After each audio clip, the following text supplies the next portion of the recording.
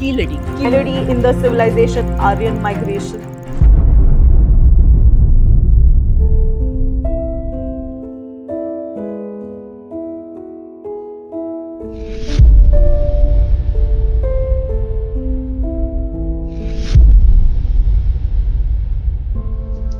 Hello everyone, welcome to our YouTube channel.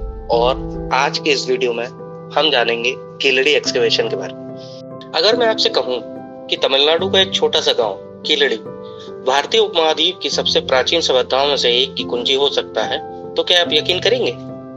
एक ऐसी सभ्यता जो शायद उस वैदिक सिविलाइजेशन से भी पहले की हो सकती है, जो पारंपरिक रूप से 6ठी सदी ईसा पूर्व से उत्तर भारत के गैंजेटिक प्लेन्स में मानी जाती है। जैसा कि हम जानते हैं, आर्कियोलॉजिकल एक्सकवेशंस हमारे इतिहास को समझने और पुनर्निर्मित करने में बेहद अहम भूमिका निभाते हैं। लेकिन कीलड़ी की खुदाई ने सिर्फ प्राचीन अवशेष नहीं निकाले, बल्कि एक ऐसी नई बहस और विवाद की शुरुआत कर दी है, जिससे कि इतिहास को दोबारा से लिखने का कोशिश करना पड़ रहा है, या इतिहास पर पुनर्विचार की मुहिम एक शुरू हो चुकी है। इस बहस का केंद्र है भारतीय सभ्यता की पारंपरिक। इसे समझने के लिए हमें यह देखना होगा कि इतिहास की पढ़ाई आमतौर पर किस प्रकार से की जाती है, जो कि मूलतः एनसीईआरटी टेक्स्ट बुक्स और पारंपरिक अकादमिक दृष्टिकोण में किस तरह से इतिहास को लिखा या समझा जाता है। इन किताबों में भारतीय इतिहास में जो सबसे पहले शहर बताए गए हैं, जहाँ सबसे पहले मानव सभ्यता ने शहरीकरण किया, उसमें हम देखते हैं कि सबसे पहले जिक्र आता है इंडस वैली सिविलाइजेशन का, और उसके बाद उसके पतन का। इसके बाद उत्तर भारत में जो विकास होता है, वही पूरे भारत की सभ्यता के रूप में पेश किया जाता है।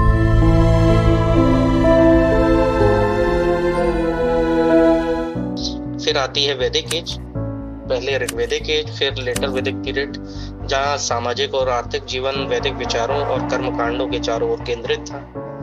इसके बाद जो सबसे महत्वपूर्ण समय जो आता है, जिसको कि हम दूसरा शहरीकरण भी कहते हैं, सेकंड अर्बनाइजेशन, महाजनपदास, जो कि बहुत ही महत्वपूर्ण भाग है हमारे भारतीय इतिहास का।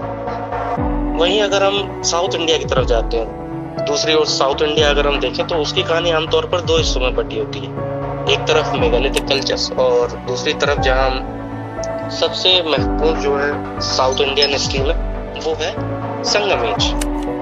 संगम एज जो कि 3rd सेंचुरी बीसी से 3rd सेंचुरी सी तक माना जाता है, और इस समय को तमिल साहित्य के उत्कर्ष रूप में जाना जाता है। लेकिन सभ्यता की इस पारंपरिक कल्पना में दक्षिण भारत को कभी एक प्रोजेनाइटर ऑफ सिविलाइजेशन, यानी स्वतंत्रता सभ्यता का जनक नहीं माना गया, बल्कि यह कहा गया कि दक्षिण ने वही संस्कृति और परंपराएं अपनाई जो वैदिक नॉर्थ इंडिया में विकसित हुई थी। तो यहीं से कीलड़ी की खुदाई पूरी कहानी को चुनौती देता है। इस एक्सकवेशन से जो खोजें सामने आई हैं, वे इस dominant narrative of Indian civilisation को हिलाकर रख देती हैं। कीलड़ी के बारे में अगर हम जाने, कीलड़ी तमिलनाडु के शिवगंगा डिस्ट्रिक्ट का एक गांव है, जो कि वैगई रिवर के किनारे बसा हुआ है और मदुरई से लगभग 12 किलोमीटर दक्षिण पूर्व में स्थित है। यहाँ खुदाई की शुरुआत 2015 में हुई थी, जो कि आर्कियोलॉजिकल सर्वे ऑफ इंडिया ने शुरू किया था, और बाद में से Tamil Nadu state department of archaeology ने आगे बढ़ाया। इस साइट की खुदाई में कई विभिन्न तकनीकों का इस्तेमाल किया गया, जैसे कि स्ट्रेटिग्राफी, एएमएस टेस्टिंग और कार्बन डेटिंग, जिसकी वजह से कीलड़ी से अभी तक हमें लगभग 18,000 आर्टिफैक्ट्स पाए जा चुके हैं। इन आर्टिफैक्ट्स को जब दिनांकित किया जाता है, तो पता चलता है कि ये 6th सेंचुरी बीसी के हैं, और कुछ तो 8th सेंचुरी बीसी तक भी हो सकते हैं। इस खोज से यह साफ होता है कि संगम एरा की शुरुआत पहले माने गए समय से 200-300 साल पहले हो चुकी थी, जिसका मतलब है कि उस समय तमिलकम के एक अर्बन और लिटरेट कल्चर फल फूल रहा था, जो उत्तर भारत के अर्ली वैदिक पीरियड के समकालीन था। इससे भी महत्वपूर्ण बात यह है कि कीलड़ी की ये खोजें उस यूरोसेंट्रिक हिस्टोरिकल नैरेटिव को सीधी चुनौती देता है, जो अब तक नॉर्थर्न इंडिया को ही भारत की एकमात्र और सबसे प्राचीन सभ्यता का केंद्र मानता रहा है। अब सवाल है कि किसी भी अर्बन सिविलाइजेशन को परिभाषित करने वाले तत्व क्या होते हैं? सबसे पहले सरप्लस प्रोडक्शन, यानी व्यापार के लिए अतिरिक्त उत्पादन। दूसरा तत्व जो होता है वो होता है डेंस पॉपुलेशन, जिससे समाज अधिक संगठित होता है।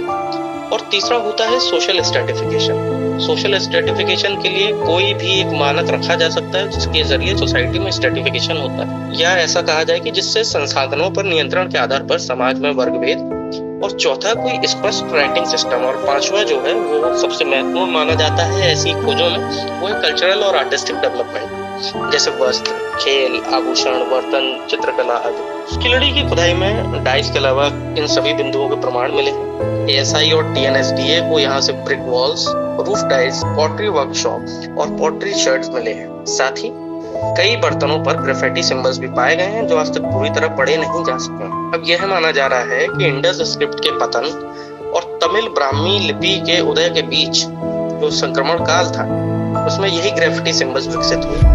किलड़ी की खुदाई में इन प्रतीकों की उपस्थिति इस बिंदु को और मजबूत करती है कि संभवतः इंडस वैली सिविलाइजेशन के लोग आर्यन इन्वेजन के कारण दक्षिण भारत की ओर प्रवास कर गए होंगे। उनकी भाषा और लिपि यहाँ आकर पहले ग्राफिटी स्क्रिप्ट बनी और बाद में तमिल ब्राह्मी में विकसित हो गए।